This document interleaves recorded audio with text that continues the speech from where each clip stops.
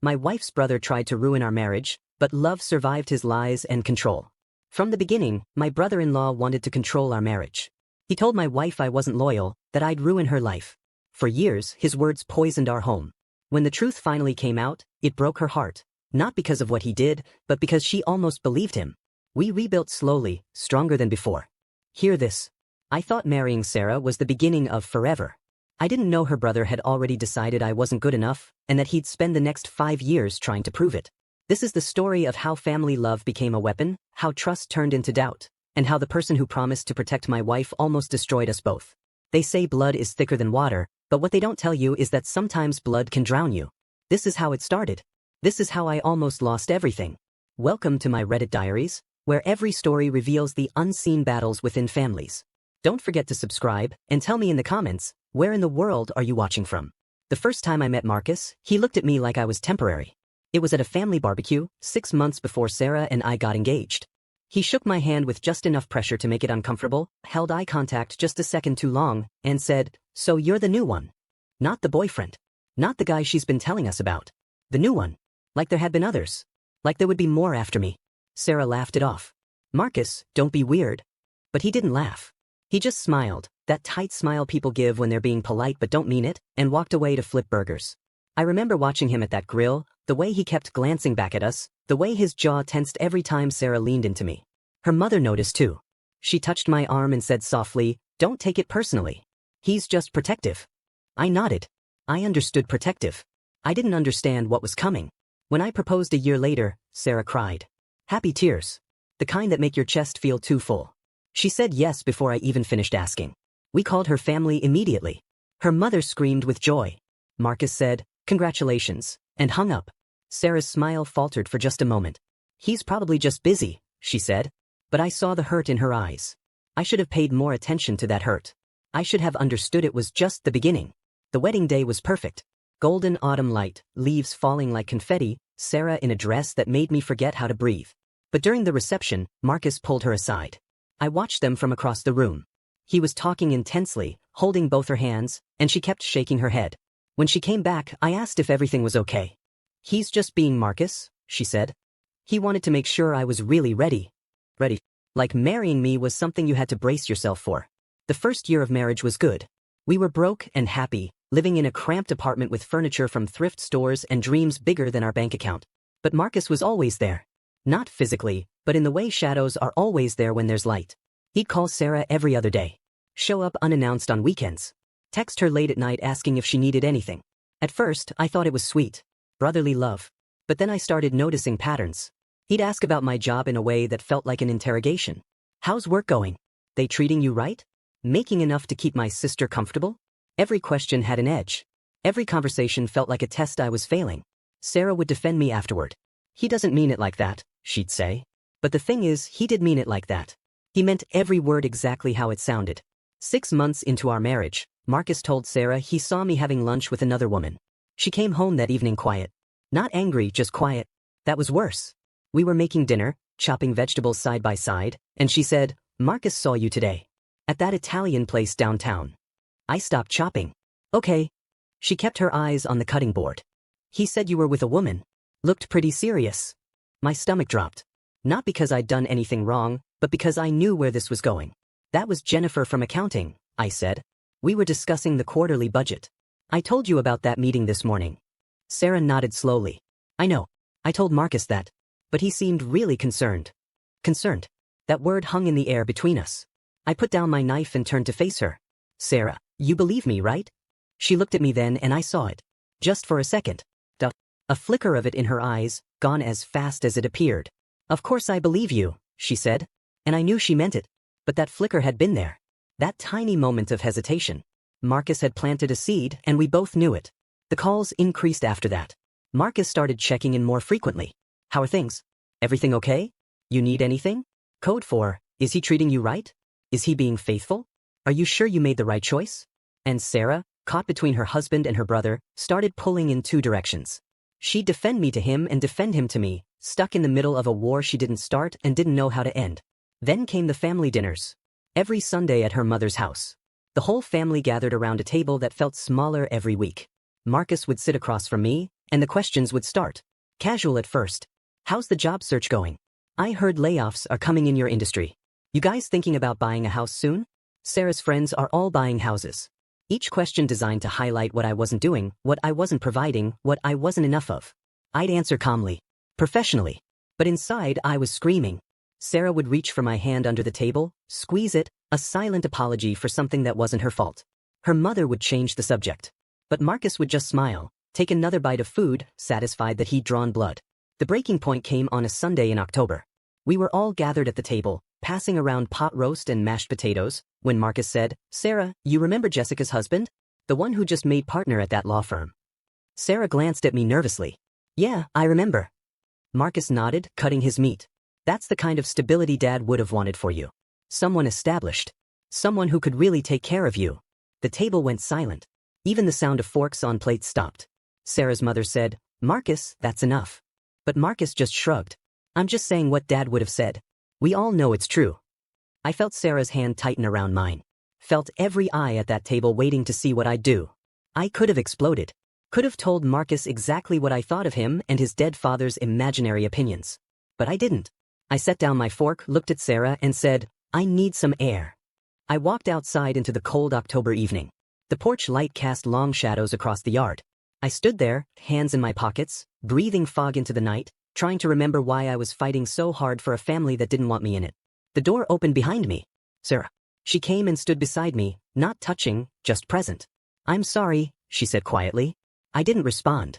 What was there to say? "He's all I have left of my dad," she continued. Her voice was small, fragile in a way I rarely heard.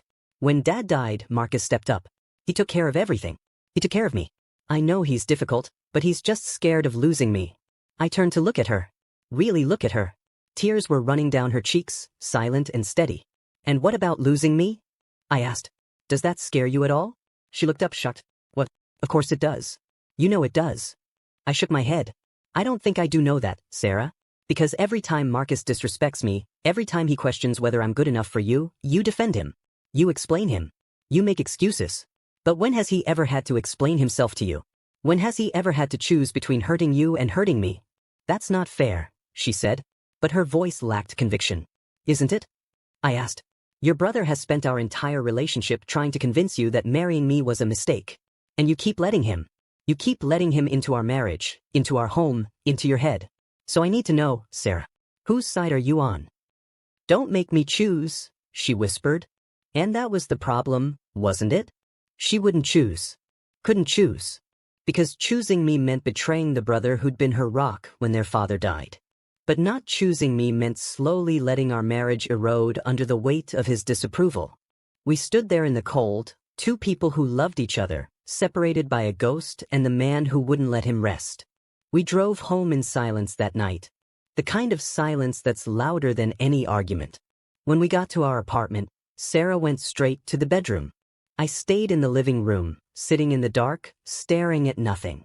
My phone buzzed. A text. From Marcus. I didn't open it right away. Just stared at his name on the screen. Finally, I swiped. "Just checking in. If Sarah needs anything, I'm here." I looked toward the bedroom door. Saw the light under it, knew she was still awake. And I understood then what I was up against. This wasn't a fight I could win with logic or love or proof. Marcus wasn't trying to protect Sarah from me. He was trying to keep her tethered to him, to the past, to a version of herself that needed protecting. And every time I proved myself worthy, every time I showed her I was enough, it threatened the role he'd built his entire identity around. The question wasn't whether I loved her enough to stay. The question was whether she loved me enough to see what he was doing. And sitting there in the dark, my phone glowing with her brother's message, I honestly didn't know the answer. 3 years into our marriage, I stopped expecting things to get better.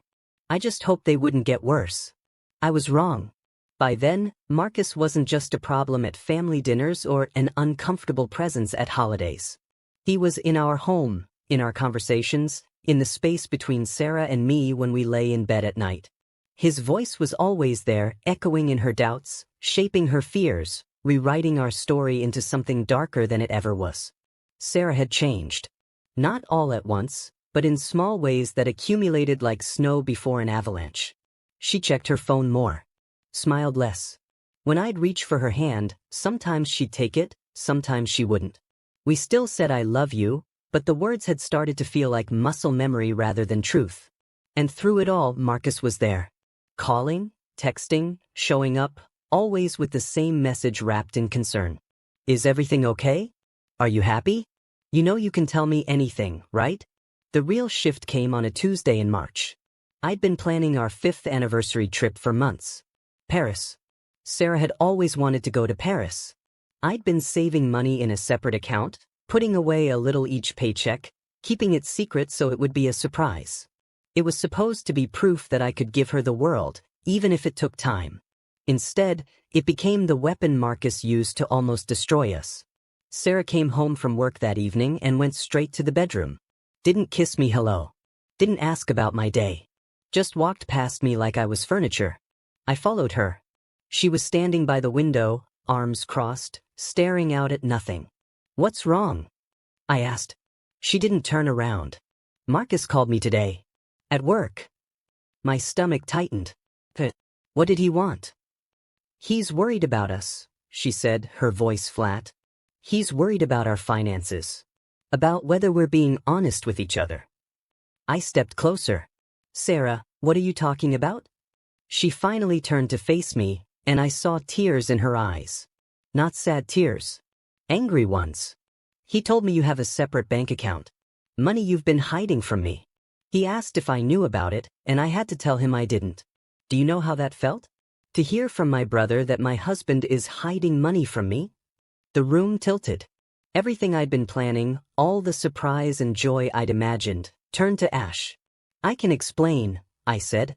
But she cut me off. Can you? Because Marcus seems to think you're preparing to leave. That you've been planning an exit strategy this whole time. I felt something break inside me. Not anger. Exhaustion. And you believe him, I said quietly. You actually believe that. I don't know what to believe anymore, she said, and the honesty in her voice hurt more than any accusation. Every time something comes up, every time there's a question, you have an explanation. And I want to believe you. But Marcus keeps being right about things. He was right about the woman at the restaurant. He was right about you being distant lately. And now this. I pulled out my phone, opened my banking app, handed it to her. Look at the account. Look at what I've been saving for. Look at the travel websites in my browser history. Look at the Paris guidebook hidden under our bed. I wasn't leaving you, Sarah. I was trying to give you the anniversary you deserved. She stared at the screen, scrolling through the transactions, and I watched her face crumble. Oh God, she whispered. Oh God, I'm so sorry. But the apology didn't fix it. She believed me, but she doubted me first. And that doubt, that instinct to trust her brother over her husband, was a crack that kept widening no matter how many times we tried to patch it. We went to Paris for our anniversary. It was beautiful and hollow, like dancing on the grave of something that used to be alive. She held my hand on the Eiffel Tower and cried, and I didn't know if she was crying because she was happy or because she'd almost thrown this away. When we got back, Marcus was waiting. Not literally, but in every sense that mattered. The calls increased. The sibling dinners became a weekly ritual that I wasn't invited to. He needs me right now, Sarah would say. He's going through something. And I'd nod, because what else could I do? Forbid her from seeing her brother? Prove Marcus right that I was controlling, isolating, exactly the kind of man he'd warned her about? One night, I came home from work to find Marcus sitting in our living room. On our couch. In our home. Sarah was in the kitchen making coffee. Hey, Marcus said, like this was normal. Like he belonged there. Sarah's just catching me up on things. Don't mind me. Every instinct told me to kick him out, to draw a line, to reclaim my own space. But Sarah appeared in the doorway with 2 coffee mugs, smiling at her brother, and I swallowed the anger. I've got some work to do, I said, and retreated to the bedroom like a stranger in my own home. Through the door, I could hear them talking. Laughing. The sound of Sarah being lighter, freer, more herself than she'd been with me in months. And I understood then what Marcus had accomplished. He'd made her happier with him than she was with me. He'd positioned himself as the safe harbor, the one who truly understood her, while casting me as the source of stress and doubt. It was brilliant and cruel, and it was working. The final blow came on a Saturday in July. Sarah and I were supposed to have date night. Dinner, movie, trying to reconnect like the therapist had suggested. I got home early, changed clothes, was checking the restaurant reservation when my phone rang. A known number. I almost didn't answer. Hello. A woman's voice, young and nervous. Is this Sarah's husband? My blood went cold.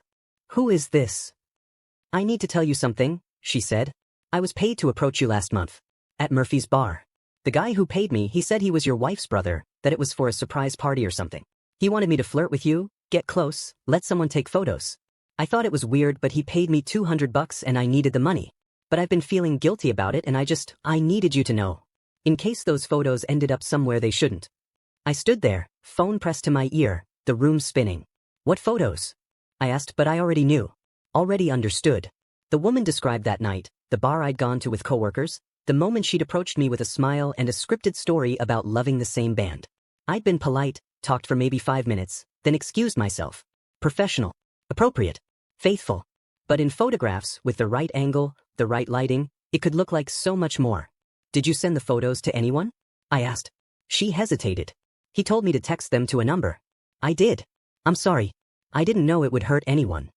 I thanked her, hung up, and sat down on the edge of our bed. My hands were shaking. Not from fear. From rage. From the weight of finally understanding how deep this went, how calculated, how complete Marcus's campaign against me had been. He wasn't just poisoning Sarah against me with words. He was manufacturing evidence. Sarah came home an hour later, but she didn't come in smiling and ready for date night. She came in quiet, her face pale, her eyes red. In her hand was her phone. On the screen was a photo. Me at the bar. A beautiful woman leaning close, laughing. My smile captured at exactly the wrong moment, looking intimate instead of polite. Marcus sent this to me, she said, her voice barely above a whisper. He said someone saw you last month and thought I should know. I stood up, reached for her. Sarah, I can explain. I know exactly what this is. Someone just called me and told me everything. But she stepped back. Away from me. Away from my touch. I don't want to hear another explanation, she said, and her voice broke. I'm so tired of explanations. I'm tired of having to choose between believing you and believing my brother. I'm tired of feeling crazy. I'm just so tired. He paid her, I said desperately. Marcus paid that woman to approach me. To stage this photo. It's all fake, Sarah. It's all manipulation. She looked at me with eyes full of something worse than anger. Resignation. Or maybe that's what you want me to believe. Maybe I've been making excuses for you for years. Maybe Marcus has been right all along and I've just been too blind to see it. She left that night. Packed a bag, called her brother, and left. I stood in the doorway watching her go, knowing that if I tried to stop her it would only prove Marcus right. The door closed. The apartment was silent. On the coffee table was a framed photo from our wedding day. We looked so young, so certain, so unaware of the war that was coming. I picked it up, stared at our smiling faces, and wondered if that version of us had ever really existed or if it had always been a beautiful lie waiting to shatter. My phone buzzed. A text from an unknown number. I opened it. She's safe with me. Don't contact her. Give her space. She'll reach out when she's ready. Marcus. Of course it was Marcus. He'd won. He'd successfully isolated Sarah, turned her against me, and positioned himself as her savior. And the worst part was, I couldn't even hate her for believing him. Because he was her brother. Her blood. The last connection to her father. And I was just the man who kept disappointing her, kept needing her to choose, kept failing to be enough. I sat alone in the dark apartment we'd built together, surrounded by 5 years of memories turning to ghosts, and realized I had one choice left. I could let her go, accept defeat, and fade quietly from her life. Or I could fight back. Not with anger or accusations, but with truth. Real, undeniable, documented truth. Marcus had spent years building a case against me. It was time to build one against him. And I knew exactly where to start. I didn't sleep that night. Instead, I sat at my laptop and started digging. Bank statements, phone records, social media, anything that could prove what Marcus had been doing. The woman who called me, her name was Ashley, agreed to meet me the next morning at a coffee shop downtown. She brought the text messages from Marcus, screenshots of the Venmo payment, even the original instructions he'd sent her about when and where to approach me. I felt sick when I realized what it was really for, she said, sliding her phone across the table. I'm really sorry. I thanked her, paid for her coffee, and asked if she'd be willing to tell Sarah the truth directly if it came to that. She nodded. Whatever you need. This was wrong. I left that coffee shop with the first real ammunition I'd had in 5 years. But I needed more. I needed a pattern, not just a single incident. So I called the one person who'd seen through Marcus from the beginning. Jessica, Sarah's college best friend. Jessica met me that afternoon, and before I could even explain why I'd called, she said, "It's about Marcus, isn't it?" I nodded. She leaned back in her chair, arms crossed. "I've been waiting for this conversation for 3 years. That man is obsessed with Sarah. And not in a normal brother way. It's like he thinks he owns her." She told me about times Marcus had sabotaged Sarah's previous relationships, spreading rumors, creating drama, always positioning himself as the hero who helped her see the truth. "You lasted longer than the others," Jessica said. "I think that's why he went nuclear on you." Together, we built a timeline. Every incident, every lie, every manipulation. The pattern was undeniable. Marcus hadn't just been protective. He'd been systematically destroying anyone who threatened his role in Sarah's life. Jessica agreed to talk to Sarah, to tell her what she'd witnessed over the years. "But you need to confront him first," she said. "You need him to admit it. Because without that, it's still your word against his." She was right. So I texted Marcus. "We need to talk. Just you and me. Your place. Tomorrow night."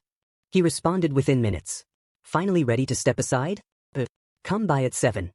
His confidence would be his downfall. I showed up at his apartment at exactly 7 o'clock. He opened the door with a smile, the kind of smile someone wears when they think they've already won. "Come in," he said. "Want a beer?" "I want the truth," I said, staying in the doorway. He laughed, actually laughed, and gestured for me to sit. I didn't. I stood there, phone in my pocket, recording app already running. "The truth about what?" he asked, still amused. "About why you spent 5 years trying to destroy my marriage." His smile faltered just slightly. "I haven't been trying to destroy anything. I've been protecting my sister from making the biggest mistake of her life."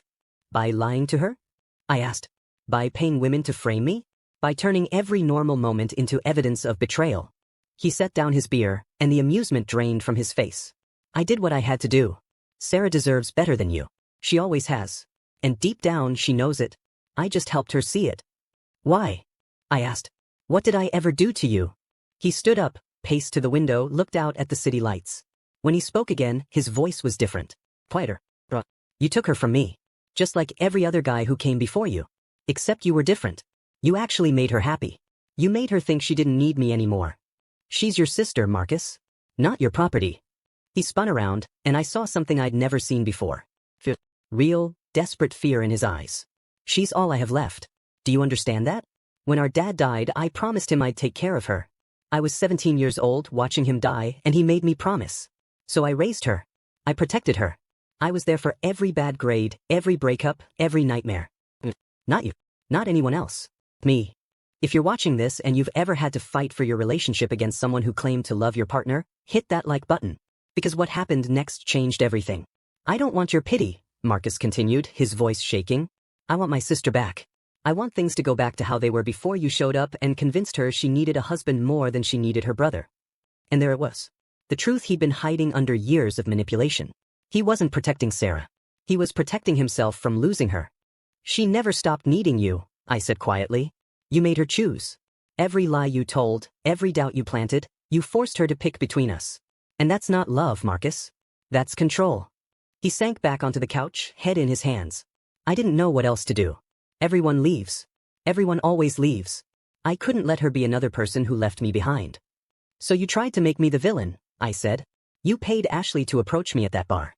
You twisted innocent moments into infidelity. You made Sarah doubt her own judgment, her own husband, her own heart. And for what?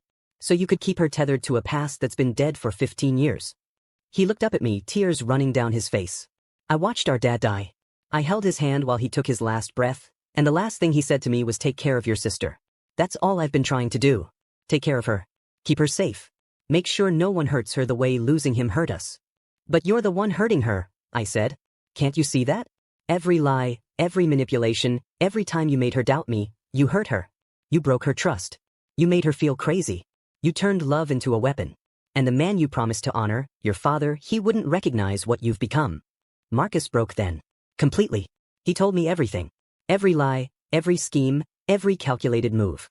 He admitted to the staged photo, to the rumors, to showing up at our apartment to make me feel like an outsider in my own home. He confessed it all, and my phone recorded every word. When he finally stopped talking, The apartment was silent except for his ragged breathing. "What are you going to do?" he asked. I pulled out my phone, stopped the recording, and looked at the file. 5 years of marriage, 5 years of fighting, all validated in one 20-minute audio clip. I could send it to Sarah right now. Could watch her relationship with her brother implode. Could finally be proven right. "I'm going to give you a chance to tell her yourself," I said. "What?" He looked up, confused. "I could destroy you with this recording. I could send it to Sarah and watch her cut you out of her life forever. But that's not what she needs. She needs to hear the truth from you. She needs to understand why you did this. And then she needs to decide what happens next. Not me. Not you. Her." I met Sarah 2 days later at the park where we had our first date. She looked exhausted, like she hadn't slept since she left. "Thank you for meeting me," I said. She nodded but didn't speak. I sat down on the bench beside her, not too close, giving her space. "I need you to listen to something," I said. "And then I need you to talk to your brother." I played her the recording of it. I watched her face cycle through disbelief, anger, grief, and finally something that looked like relief. When it ended, she sat there in silence for a long time. Then she said, "I don't know if I'm more angry at him for lying or at myself for believing him." Her voice cracked. "I doubted you. I doubted us. I almost threw away 5 years because I couldn't see what he was doing. He used your love against you," I said. "That's not your fault." She turned to look at me, really look at me for the first time in months. "I'm so sorry. For everything. For every time I should have chosen you and didn't. For letting him into our marriage. For not trusting you when you'd never given me a reason not to." I reached for her hand.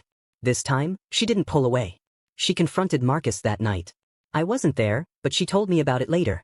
How he cried, how he admitted everything, how he begged for forgiveness. How she told him she loved him but couldn't have him in her life until he got help. Real help. Therapy. Treatment for the grief and abandonment issues he'd never processed. He agreed. What choice did he have? The months that followed weren't easy. Sarah and I went to couples therapy.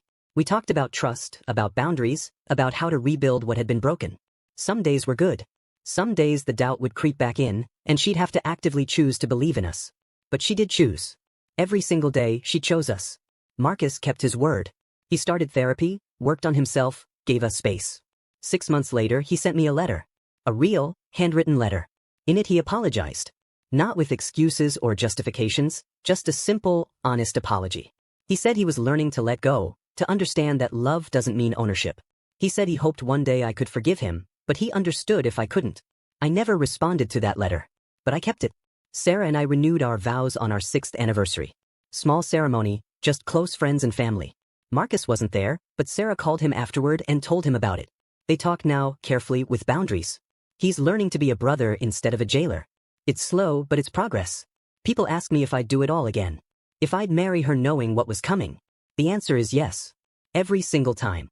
Because real love isn't what you feel on the wedding day when everything is perfect. Real love is what you choose when someone tries to tear it apart. Marcus didn't ruin our marriage. He tested it. And we passed. Not because we were perfect, but because we refused to let someone else write our ending.